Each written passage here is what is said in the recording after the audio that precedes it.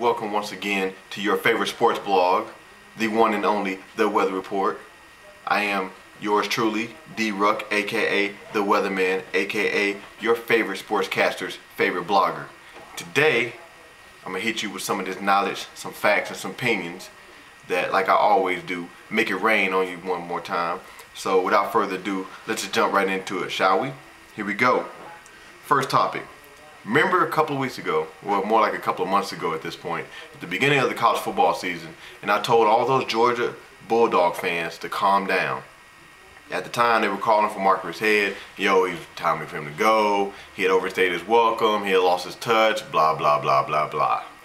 Fast forward to today. Georgia's one win away from securing a berth in the SEC championship game, where they will face probably the LSU Tigers.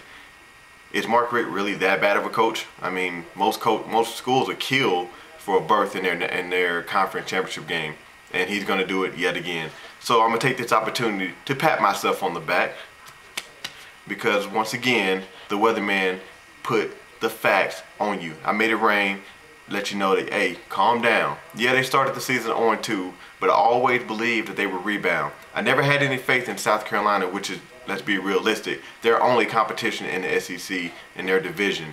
Like I said before, they'll be fine. Maybe Mark Richt had lost a little bit of his touch, but hey, they still have a fighting chance to win the SEC, which is better than most people anticipated at the beginning of the season. So calm down out there after 2 weeks.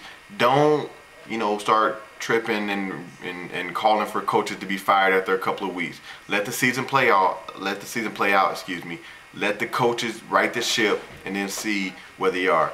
The fact that he's managed to get the team where they are right now shows just how good of a coach he is. And if Georgia decides to fire him, I'm sure there'll be plenty of schools knocking down the door to hire this man. Next topic, Boise State. Is there no kickers in the state of Idaho? None? Anywhere? 2 straight years that they lose a close game on a field goal, a makeable field goal at that. I mean, it was makeable, it was easy. Middle of the field, all you had to do was do what you do every day in practice and put the ball in between the uprights, and the man couldn't get it done. So, Boise State, what I advise you to do is this, listen very closely.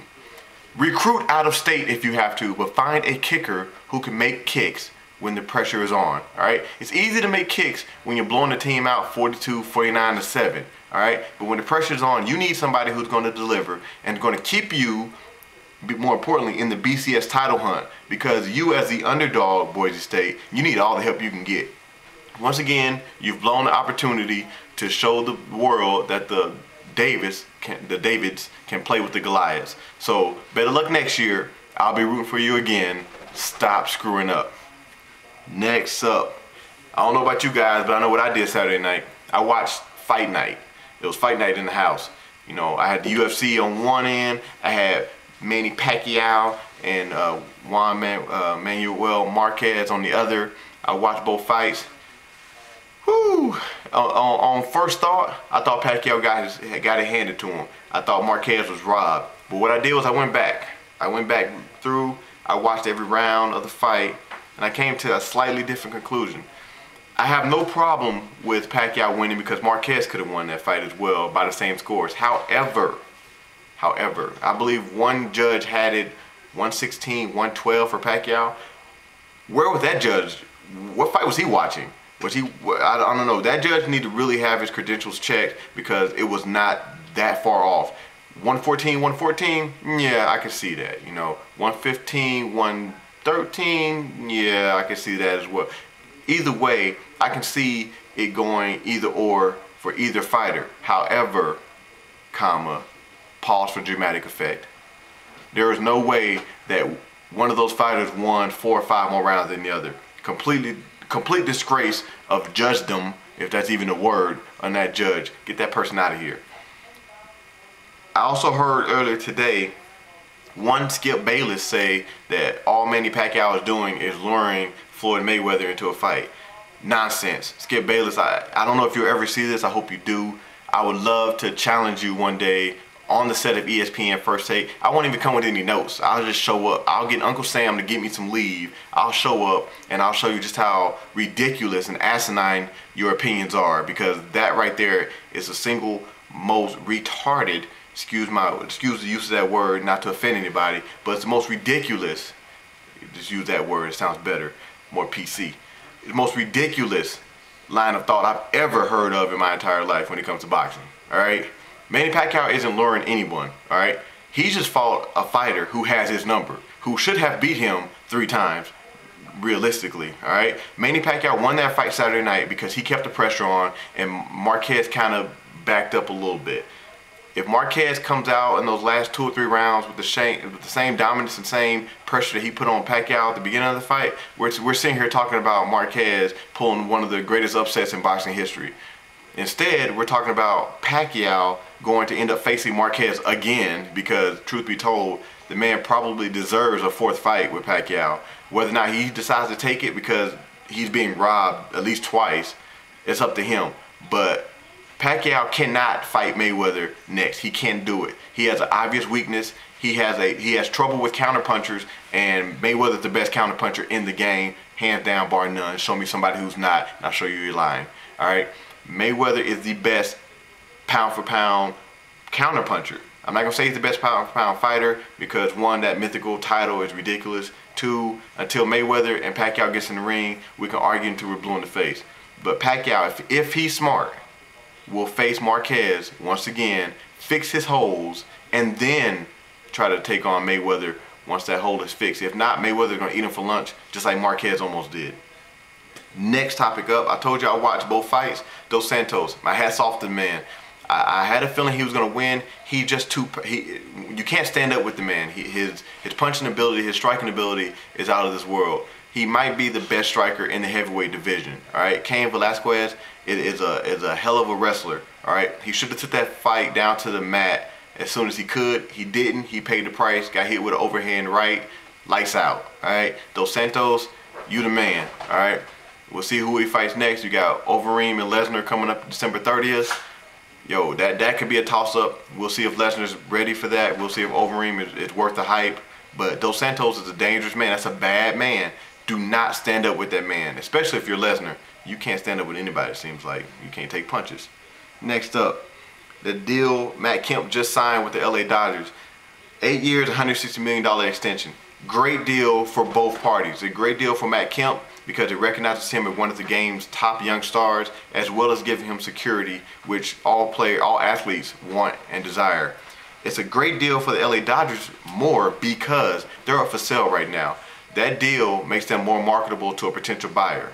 All right, you want a star player that you can market your team around, especially in a market like LA, and having Matt Kemp there for the long haul gives that next potential buyer that star player to build his franchise around. I love the deal. One deal that I didn't love, Jonathan Papelbon, Philadelphia Phillies, 4 years, $50 million. Record deal for a relief pitcher. I don't like the deal. Papelbon slipped a little bit in 2010. He came back this past season in 2011, kind of rebounded a little bit. But what's to say he won't slip again, okay? 3 years, a little less money. I could see I wouldn't have gave the man 4 years, $50 million. Hey, if he proves me wrong, more power to him. But I think the Phillies should have been, concentrating their attention more on filling that right field hole, left field hole. But hey, who am I? I'm just a blogger, right? Next up, Matheny, the coach for the St. Louis Cardinals, the manager, that they just hired. I like the deal. I don't know how him not having any major league experience is going to work out. But honestly speaking, in St. Louis, you really don't need a lot of experience when you step into the job. You have a good team as long as they bring back the core of that team. Pujols, they've already re-signed Berkman. You got Matt Holliday there for the long haul. You got Freese.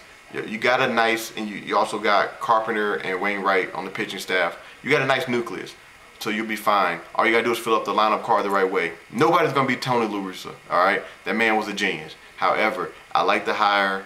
We'll see how the lack of managerial experience works out. I don't have a problem with it right now, especially if St. Louis re-signs Albert Pujols, which I think, and we all think they will and should. Next up, last topic for today's edition of the Weather Report, Coach K.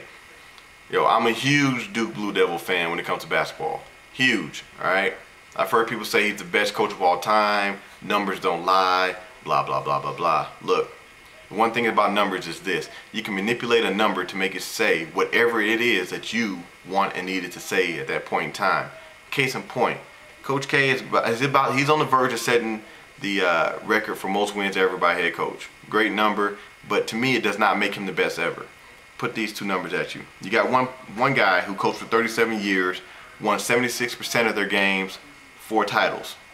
Good numbers, great numbers. All right. Now let me flip it a little bit. Let me throw some knowledge on you. Let me make it rain just a little bit on you.